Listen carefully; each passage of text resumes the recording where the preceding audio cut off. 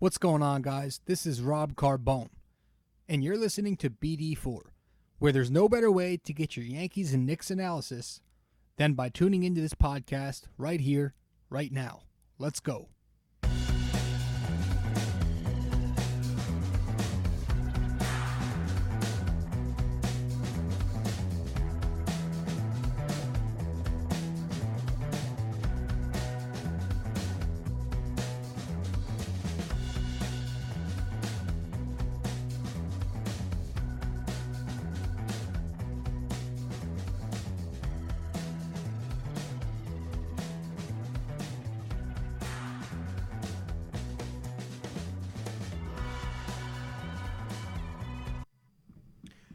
What's going on, guys? Rob Carbone coming at you with another episode of BD4. Tonight we're going to do episode 59. The last time we spoke, the Knicks were in the midst of a 3-game win streak, 6 of their last 10, and overall they were 6-6, 500 under Mike Miller in 12 games. Since then, the Knicks are they are now on a road trip, and they started off a little slowly on what was it? Friday night, and tonight they took their second loss in a row. But Friday night was the most frustrating one of all because it's probably the easiest team we are going to play in a while. Over the next couple of weeks we have a really tough schedule, so the loss against the Suns on Friday night was one that the Knicks needed to win. If there's ever a must-win game for a team that's 20-something games under 500, it was something like It was on Friday night. That was the game they needed to take because, they played so well in that first half. The Knicks were moving the ball around. The usual. They're clicking offensively by off-the-ball movement as well. They were active defensively and all that good stuff. But, they even held the Suns to 0 3-point makes in the first half. But come the second half, the Suns went off. The Knicks kind of lacked focus out of the gate there, after halftime. Guys just seemed to take a step back. They were kind of in cruise control, and the Suns saw it and took advantage of it. They hit Ayton a couple of times down low, but most of that game, you saw Devin Booker, 38 points, Kelly Oubre, 29 points, and who's the Irish kid? I always forget this guy's name. Aaron Baines. It was Baines. He ended up scoring 20 points. Each of them were just pitching tents from outside, from the mid-range area, and chucking them, making them. The Knicks had nothing going for them on defense. They just gave them way too much space. Way too much space. They could, and Devin Booker was doing whatever he wanted out there. He was just roasting, and I mean he was roasting the shit out of R.J. Barrett, which is very uncharacteristic of Barrett to kind of get out hustled. It looked like he was getting out hustled. But he not only torched Barrett, he was doing a nice job obliterating Payton as well. So the Knicks guards just could not stop him. So you would have thought that, with Barrett not getting the job done, with Payton not getting the job done on Booker, that maybe Mike Miller goes with Frank Ntilikina more down the stretch and, locks him down on Booker during the fourth quarter. But no, with 8:11 left in the fourth quarter, Frank Ntilikina comes out of the game, and I'm pretty sure I didn't see him come back in. So he missed the last 8 minutes of this game. And that was frustrating because that was the one thing about Mike Miller, that game that frustrated me most. I think Mike Miller's obviously done a really, really good job with this team, but that was something I thought he should have most definitely done, was to include Frank Ntilikina there down the stretch and have your best wing defender wing defend. But he didn't even get time down the stretch there. And Damian Dotson got no minutes. He's another one of their best wing defenders. You need a defense. You gave up 120 points that night. Booker, Oubre, and Baines all combined for, 80-something points, I want to say, just between the three of them. You gotta put your defenders in there, and the Knicks didn't have enough. And Miller didn't go with Frank. He shot away from him down the stretch. I didn't like that. I thought he should have played Mitchell Robinson more than 22 minutes. He kind of left him out on the bench for a chunk of the first half. I knew he was in foul trouble, but I thought they could have used him towards the end of the first half. He played a lot of the second half, but the longer Mitch is out there, the better it is for this team. And I thought he could have got a little more run. But it wasn't just Miller. Julius Randle was hot before that night, before the Suns game, but he was a little bit reckless out there on Friday night. He was inefficient from the floor, had some open shots. They just weren't falling more than anything. But it was, it was the defense, man. Just couldn't stop the big three, I guess you could call them. And the Suns took it and ran with it. Midway through the fourth quarter, you kind of saw the tide changing a little bit, and the Suns pretty much sealing the deal. Bobby Portis was the only good Knick that game. He scored 20 points, took 10 shots, missed only 3 of them, 3 of 6 from downtown. That was good for him, I guess, get that trade value up. But yeah, overall, turnovers, missed shots, too much space on the other end just caused the Knicks to lose another one and break their win streak to the Suns, which was a game, again, they needed to take because when you have the Clippers, Lakers, Heat, Bucks, and Lakers again all coming up within the next few weeks, you want to take the games against the Suns, So they couldn't do that, therefore breaking their streak, and they moved on to LA to play the Clippers at Staples Center tonight. And honestly, I didn't expect to win this one, right? I don't think anybody expected to win this game. I expected a blowout, to be honest with you. 15, 20-point blowout, somewhere around that. But I just wanted to see effort. And the Knicks played much better than I thought. They did lose, but it wasn't a blowout. I mean, they fought hard the entire game. And you score 132 points at Staples Center against one of the better defenses in the league. You should be at least proud of that, Now, defensively, obviously, they didn't do as well defensively. The Knicks gave up, 140 points maybe?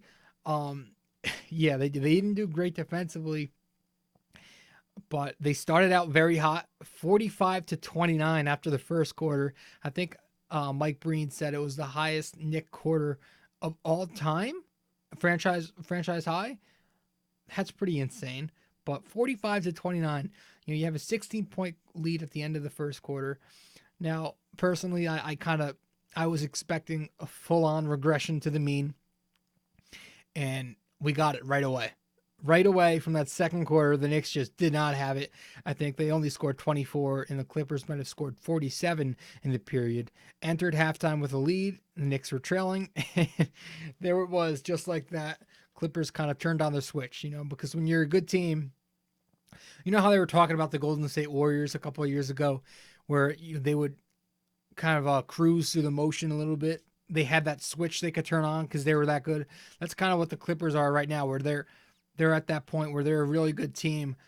They could just turn on a switch and decide to kick it up when they want to. The Knicks aren't at that level, obviously, so they can't do that. But that's pretty much what the Clippers did from the first to the second quarter this afternoon, I guess, at Staples Center. And despite that bad second quarter, the Knicks did bounce back with a competitive second half. The only issue was that the Clippers, once again, they were now awake. They weren't sleeping anymore, so they were going to fight back as well. And it was kind of a back-and-forth battle, but a little reckless, some turnovers, some fouls. But I think the biggest thing we can all take away from this one is the missed free throws. Once again, the Knicks continued to miss free throws, 24 out of 37. That's not good, 60-something%. Outside of R.J. Barrett, 9 of 11 from the stripe, and outside of Taj Gibson, who was 3 of 3, the other 8 Knicks were, 54% from the charity stripe. So that's pretty pathetic. You got to do better than that. That is some bad shooting. Free throws, they're going to win you games. You miss 13 free throws, that's 13 points off the board. Again, the Knicks only lost by how much tonight? 3, 4, 5 points? They hit, even 75% of those free throws tonight, they probably win this game. But they continue to miss free throws, which has been an issue all season long. Even Marcus Morris, he scored 38 points, had a career high, 6 of 7 from deep. Even he missed some free throws tonight. But I liked what I saw from Morris. Very relentless out there. He was very strong. He wouldn't, it felt like he couldn't miss out there towards that third and fourth quarter. So he was good. In a little tryout against his hopefully future team, if the Knicks and Clippers can eventually make a deal sometime within the next month, that would be awesome. Get us a first rounder. But Good little tryout for Morris, scoring a career high. RJ Barrett bounced back after getting torched on Friday night. He scored 24 points tonight, 7 of 11 from the floor. Looked much more comfortable out there. Once again, that's the thing I love about RJ, is he's always going to look comfortable out there. Even when he's struggling, he has this even keelness to him. You just don't see the emotion. He looks like he's so calm, cool, calm, and collected out on that floor. And that's what he was, again, doing tonight. But tonight he ended up, again, scoring 24 points on 11 shots, getting to the rim, hitting the little mid-range jumper, step back. And when that jumper starts to fall consistently, he's going to be a very good scorer. He's going to be very, very good at that.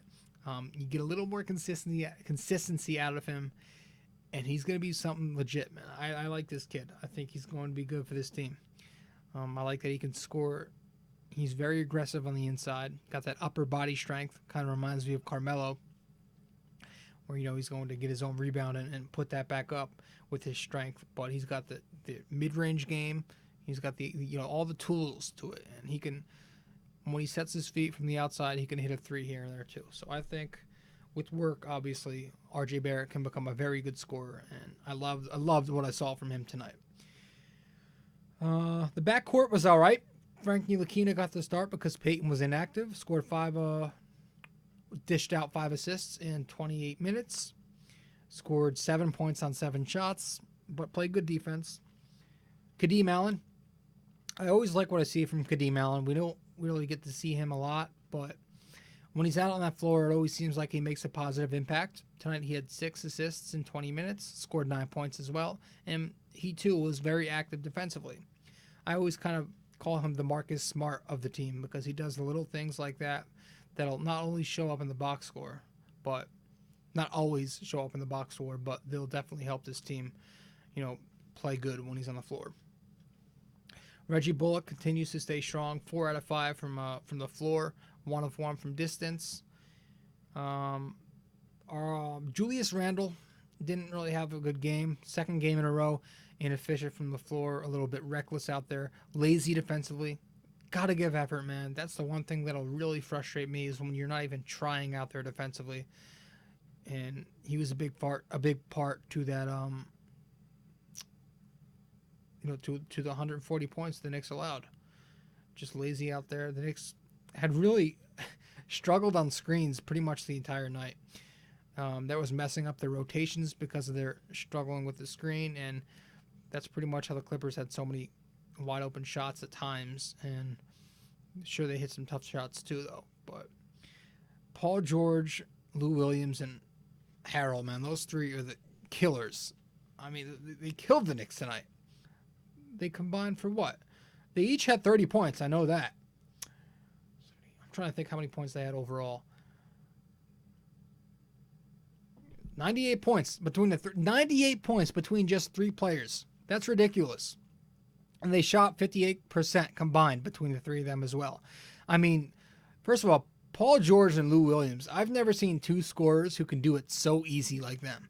I mean, they can do it just effortlessly. It looks so smooth out there. And Paul George had that one shot, that one in when he got fouled, threw it behind the back. He was behind the backboard, threw that shit up and won. Lou Williams hitting shots from 35 feet, pulling up out of nowhere, going in.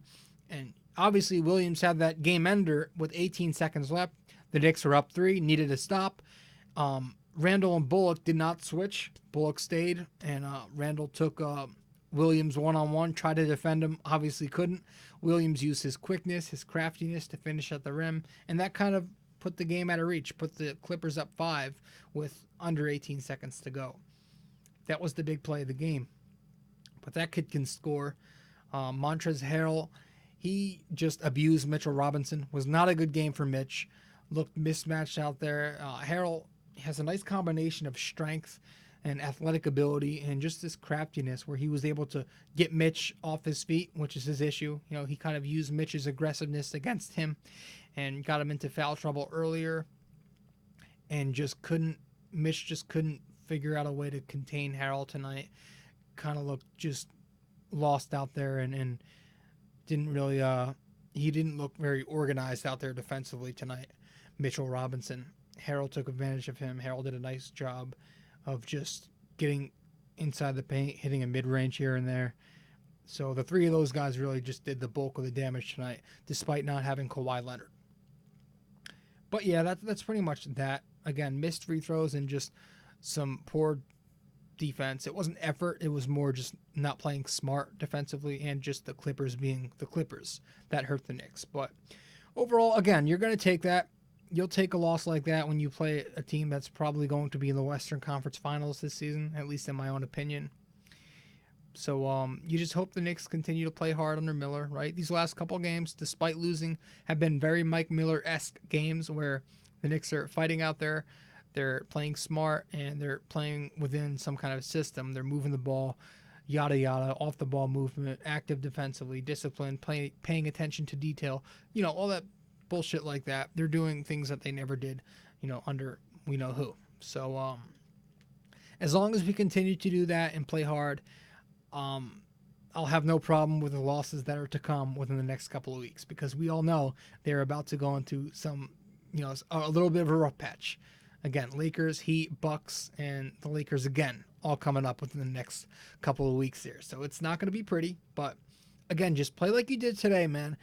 Just stay in these games and maybe grab a couple of wins against teams like the Pelicans, who we're going to be playing soon, and the very few under 500 teams that we're playing during this stretch. Try to get some wins there. The Nets too, I think we play, and see what happens when you come out of it. But like I said, man, I'm not going to make a judgment until the end of the season. Ask me at the end of the year how the Knicks have, how I think this team is, if they've taken the step in the right direction, or if they've taken a step backwards, or kind of remain neutral. Ask me at the end of the year. But as for now, so far so good. 14 games under Miller. I think he's done a nice job just getting this team to, again, establish an identity for themselves. So we'll see what happens, man. I really don't have much else to talk about tonight. Once again, Knicks lose to the Suns. Knicks lose to the Clippers. Big thing during the Suns game was defense and just missing open shots. And the three-point defense pretty much killed them in that game.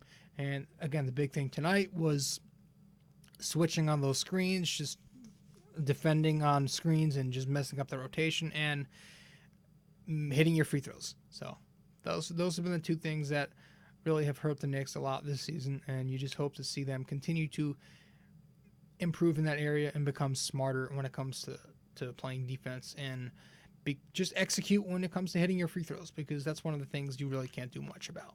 So that's all I got, guys. I'm going to end this one tonight. I'm going to bed. It's like 1:15 in the morning. So, all right, guys. Rob Carbone signing out. BD4, episode 59. I'll see you later. Ciao.